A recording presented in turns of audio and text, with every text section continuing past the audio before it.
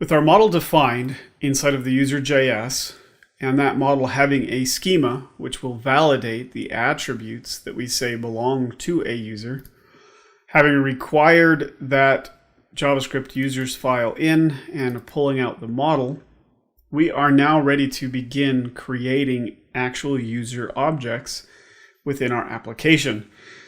Now, as we stated earlier, because Mongoose, of course, is connecting over the network to a server, in this case, our local machine, it's still a network request, which means it is an asynchronous operation, meaning that it takes some time for that connection to be established, and we don't know how much time it's going to take. And we spoke about the fact that Mongoose, when we call the connection method, returns a promise which indicates that it will either be completed or it will fail or be rejected. And we've already tested this to show that when we run our application, the connection is successful, but we don't want to actually do any creation of data or try to add data to the database or pull data from the database until we have a steady connection. And we have a steady connection when this anonymous arrow function gets called as a result of the promise being fulfilled here in this then block. That means that any type of manipulation of data or creation of data needs to happen when this block gets called, indicating that the promise was fulfilled and we have a solid connection to our Mongo database. With that, we are going to be making all of our calls here inside of this block to get data sent to the database.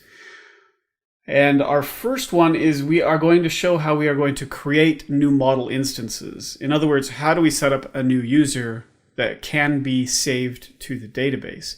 And for that, I'm going to go ahead and separate out all of this into separate functions that we can call from within this block once our connection has been established.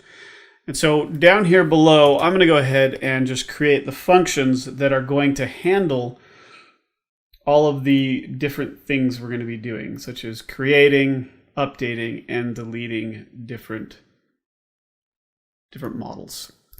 So we'll start out with our function, and we're just going to call this function create user. Now, being that this is our own function we created, it has nothing to do with Mongoose, it has nothing to do with MongoDB. It is simply a function that we're going to call when we have a stable connection to our server, to our database server. So I'm going to go ahead and let's make a call right here. And I'm going to do, just so we can see what's happening, we're going to make a call here to create user. I'm going to go ahead and execute that function.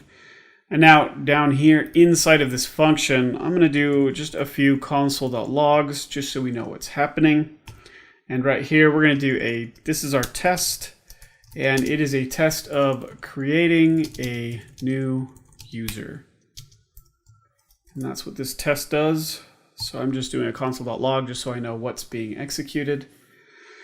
Now, the cool thing about Mongo and Mongoose when we pair them together is that when we have these models, right here we've got our user model that we imported, we get to use those new objects as creators, or these creator functions, or what we like to call constructor functions. We get to use them to create these new objects with all the data that makes up whatever domain object it is we're messing with. In this case, it's a user. To do that, we just simply say const, and this is the new user that we're creating, equals, and now here's where we're going to use the model. We're going to say new user, and then inside of that constructor function, we are going to pass in all of the data that makes up a user.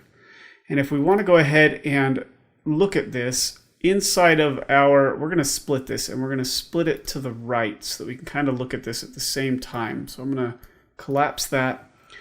Here we've got our schema that makes up a user, and here's where we're trying to create a new user, and we're using the Mongoose model user right here.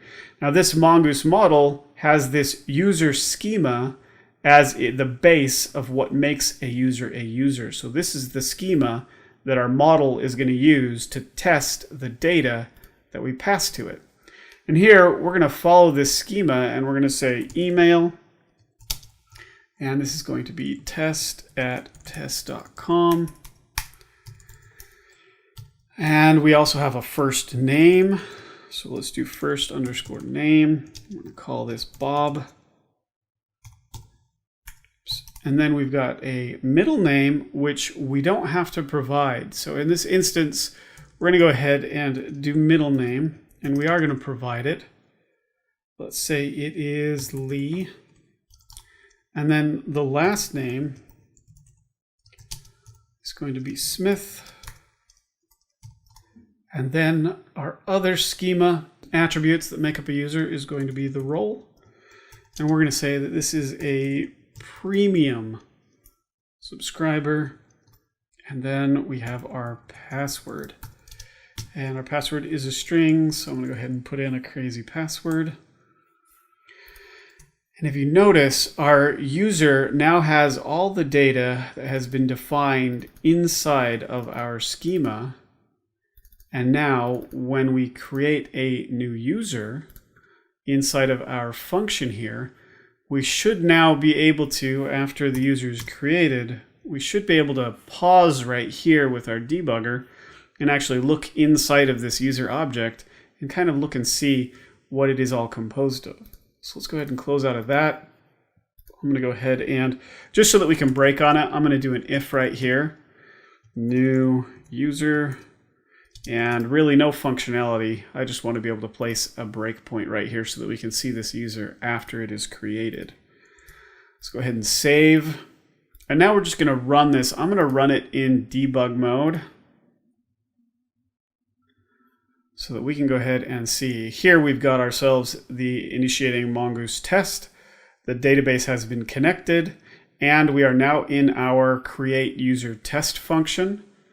And we have broken the execution or paused it right here at new user.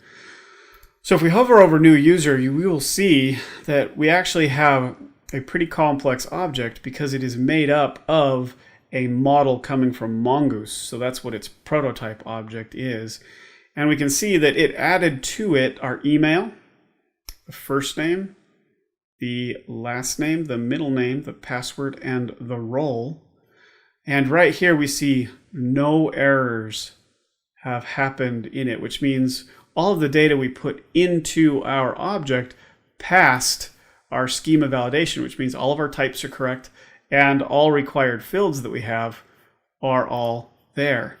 So if we go ahead and click play again, and let's do something that might cause an error. Let's get rid of the email. We know the email is required. So I'm going to go ahead and get rid of the email. We're going to rerun this. We're going to see it break down here on user again. And now let's see if we've got any errors yet. You can see email is undefined and we don't have any errors yet. Now that is because we have not yet tried to save our model to the database yet. All of our model validation actually happens when we try to push it to MongoDB. And that is because we can create new objects and then use them in our application and slowly add data to that user as our program executes or as we receive that information from a user. And we don't want our object to blow up with any errors until we're ready to do the save. So that's why we don't see any errors inside of our model yet, even though email is undefined and even though email is required. If we look at our schema, it's required and it needs to be a string. It can't be undefined or null like it is right now. But of course, nothing's broken yet because we still have the opportunity to do things to our model while our program executes, which means if we wanted to, we created a new user here, and then if for some reason something happens here, we obtain more data from user somehow. So maybe we ask the user for information through the terminal. We can still go to new user, and we can actually modify new user by setting email equal to test@test.com. And then if we rerun our debugger and we still break right here, we should be able to pull up new user and see, oh, yep, now we've got a test.test test@test.com email address inside of our email attribute, and still no errors. We will see errors when we try this again after we implement saving a model. So hopefully this helps you understand, number one, we are actually using the model object that gets exported from our model file, this user.js. The model object is using this user schema to validate the fields that we end up adding to the model. And here we are using a new instance of user. We're using that constructor function to build a new user object, which has a prototype of a Mongoose model.